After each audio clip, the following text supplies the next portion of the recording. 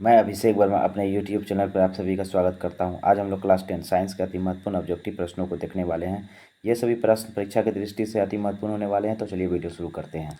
पहला प्रश्न है, साइड मिरर के रूप में निम्नलिखित में से कौन प्रयुक्त होता है? तो साइड मिरर के रूप में जो प्रयुक्त होता है वह होता है उत्तल दर्पण। तो ऑप्शन हमारा सी सही हो जाएगा।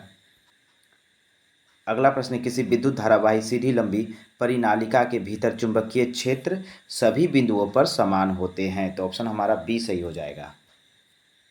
अगला प्रश्न, निम्नलिखित में कौन सा मात्रक वाट के बराबर है? तो वाट के बराबर कौन है? जूल प्रति सेकेंड है। तो ऑप्शन हमारा ए सही हो जाएगा।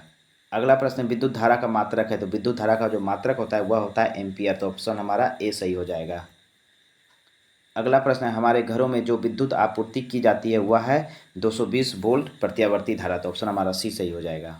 अगला प्रश्न है, एक लेंस की क्षमता +10 डायोप्टर है, उसका नव्यांतर होगा। तो उसका नव्यांतर क्या होगा, चलिए निकाल के देखते हैं।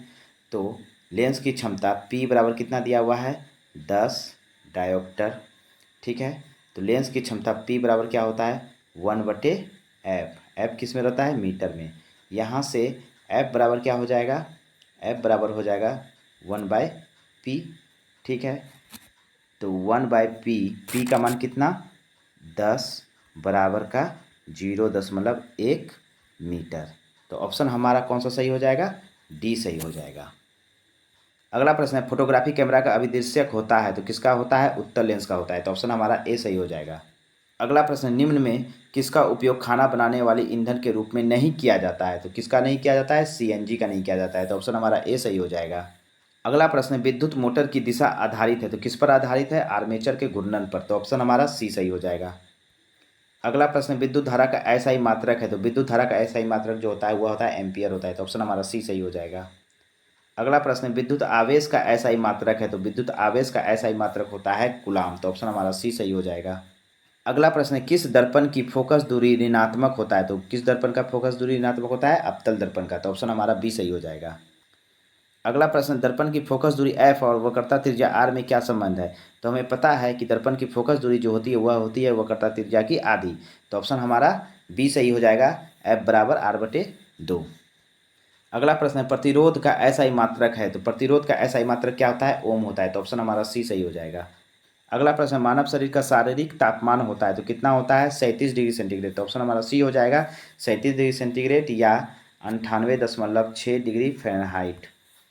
अगला प्रश्न, यदि एक किरण अवतल दर्पण पर लंबवत आपतित हो तो परावर्तन के बाद किरण किस बिंदु से गुजरेगी? तो किस बिंदु से गुजरेगी, फोकस से होकर गुजरेगी। तो ऑप्शन हमारा ए सही हो जाएगा।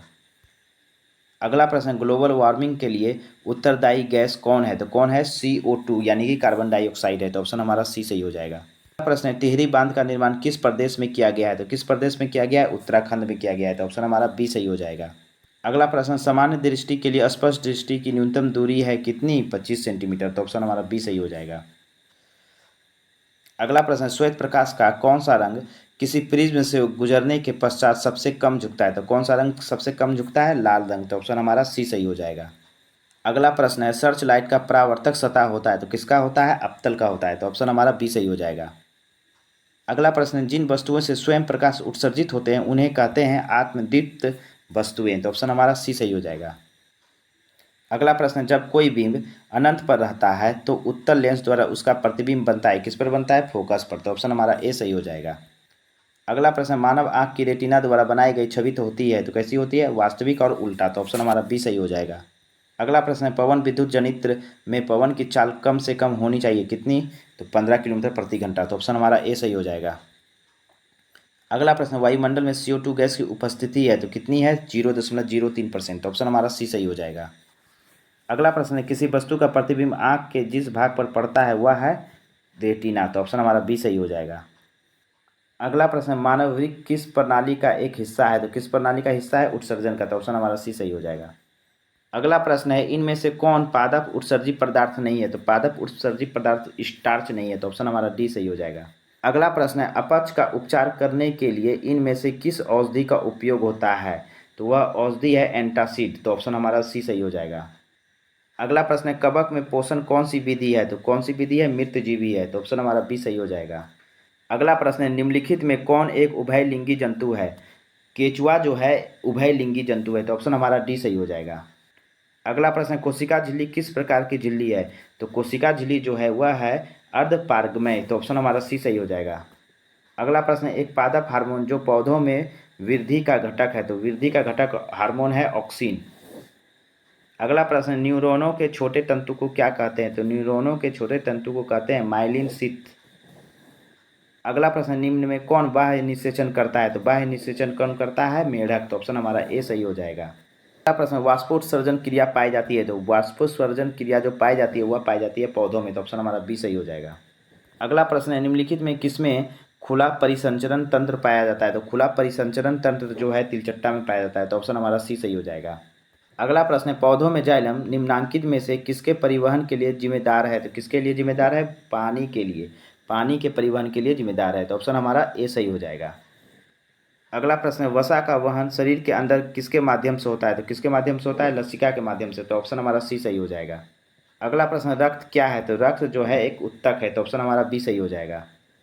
अगला प्रश्न, जैव आवर्धन प्रदर्शित करने वाला रसायन है। तो जैव आवर्धन प्रदर्शित करने वाला रसायन डीडीटी है। तो ऑप्शन हमारा बी सही हो जाएगा।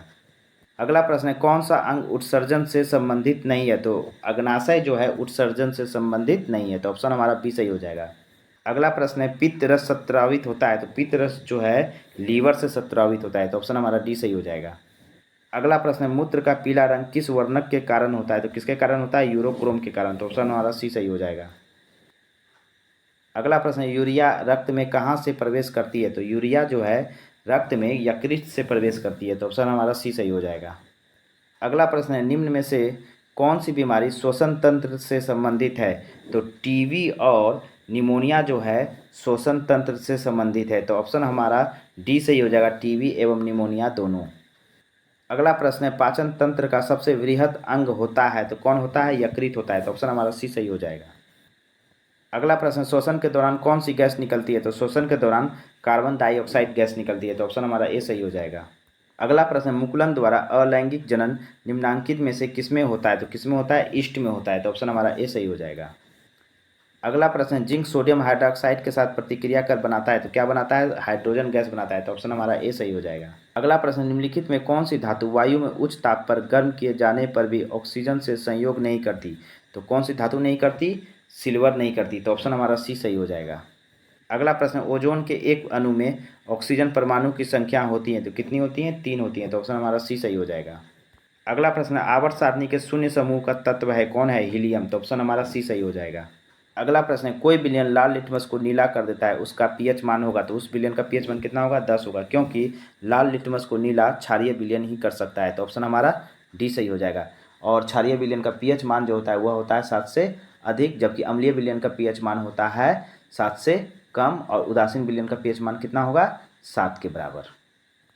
अगला प्रश्न, विरंजक चूर्ण का रासायनिक सूत्र होता है। तो विरंजक चूर्ण को हम लोग क्या कहते हैं? कैल्शियम हाइपोक्लोराइड कहते हैं, जिसका रासायनिक सूत्र होता है CaOCl2। तो ऑप्शन हमारा सी सही हो जाएगा। अगला प्रश्न, निम्नलिखित में सबसे प्रबल लवक कौन है? तो सोडियम क्लोराइड NaCl जो है सबसे प्रबल लवक है। अगला प्रश्न पीतल है। तो पीतल क्या है? मिश्र धातु है। पीतल जो है तांबा तथा जस्ते का मिश्र धातु है। अगला प्रश्न है, कॉपर पायराइट्स का रासायनिक सूत्र होता है। तो कॉपर पायराइट्स का रासायनिक सूत्र होता है CuFeS2। तो ऑप्शन हमारा बी सही हो जाएगा। अगला प्रश्न है, प्रकृति में मुक्त अवस्था में पाई जाने वाली धातु है। तो कौन सी धातु है? सोना। तो ऑप्शन हमारा बी सही हो जाएगा। सोना का संकेत Au होता है। अगला प्रश्न, निम्नांकित में कौन सी धातु सबसे अधिक अभिक्रियाशील है? तो दिए गए ऑप्शन में सबसे अधिक अभिक्रियाशील जो है वह है कॉपर। तो ऑप्शन हमारा डी सही हो जाएगा। अगला प्रश्न, पोटास एलम होता है। तो पोटास एलम क्या होता है? एक द्विक लवण होता है। तो ऑप्शन हमारा डी सही हो जाएगा। अगला प्रश्न, पीतल निम्नांकित में किसकी मिश्र धातु है? तो किसकी मिश्र धातु है? तांबा और जस्ते की। तो ऑप्शन हमारा ए सही हो जाएगा। अगला प्रश्न है, किस रासायनिक यौगिक को गर्म करने पर प्लास्टर ऑफ पेरिस प्राप्त किया जा सकता है? तो जिप्सम को गर्म करने पर प्लास्टर ऑफ पेरिस प्राप्त किया जा सकता है। तो ऑप्शन हमारा बी सही हो जाएगा। अगला प्रश्न है, एक मिश्र धातु में 90% कॉपर और 10% टिन है, इस मिश्र धातु का नाम है। तो इस मिश्र धातु का नाम क्या है? ब्रॉन्ज है। तो ऑप्शन हमारा बी सही हो जाएगा। अगला प्रश्न है, निम्नलिखित में कौन गंधकीय सूचक नहीं है? तो शकरकंद जो है गंधकीय सूचक नहीं है। तो ऑप्शन हमारा सी सही हो जाएगा। धातुओं की प्रकृति होती है। तो धातुओं की प्रकृति जो होती है वह होती है विद्युत धनात्मक। तो ऑप्शन हमारा ए सही हो जाएगा। अगला प्रश्न, सिनेवार किस धातु का अयस्क है? तो सिनेवार जो है पारा का अयस्क है, तो ऑप्शन हमारा सी सही हो जाएगा। अगला प्रश्न, ब्यूटेन के कितने समावयवी होते हैं? तो कितने समावयवी होते हैं? 2 होते हैं, तो ऑप्शन हमारा बी सही हो जाएगा। अगला प्रश्न, आवर्त सारणी के उदर्ग स्तंभों को कहा जाता है, तो क्या कहा जाता है? वर्ग कहा जाता है, तो ऑप्शन हमारा ए सही हो जाएगा। आवर्त सारणी में 18 वर्ग तथा 7 आवर्त हैं। अगला प्रश्न, अक्रिय तत्व कौन है? तो अक्रिय तत्व जो है हीलियम है, तो ऑप्शन हमारा बी सही हो जाएगा। अगला प्रश्न, बेंजीन का अणुसूत्र है? तो बेंजीन का अणुसूत्र है C6H6। अगला प्रश्न है, किसी ओ धातु के बाह्यतम शेल में इलेक्ट्रॉनों की संख्या हो सकती है, तो कितनी हो सकती है? 4, 5, 6, 7, तो ऑप्शन हमारा बी सही हो जाएगा। अगला प्रश्न, निम्न में से किस हाइड्रोकार्बन में 3 आबंध होते हैं? तो किस में होते हैं? C3H4 में, तो ऑप्शन हमारा सी सही हो जाएगा। अगला प्रश्न, ग्लूकोज का आणविक सूत्र क्या है? तो ग्लूकोज का जो आणविक सूत्र है तो वह है C6H12O6, तो ऑप्शन हमारा ए सही हो जाएगा। अगला प्रश्न, आवर्त सारणी के शून्य समूह का तत्व है हीलियम, तो ऑप्शन हमारा बी सही हो जाएगा। अगला प्रश्न, आवर्त सारणी में कितने वर्ग होते हैं? तो कितने वर्ग होते हैं? 18 वर्ग होते हैं, तो ऑप्शन हमारा डी सही हो जाएगा। अगला प्रश्न, निम्नांकित में सर्वाधिक विद्युत ऋणात्मक तत्व कौन है? तो कौन है? फ्लोरीन है, तो ऑप्शन हमारा ए सही हो जाएगा।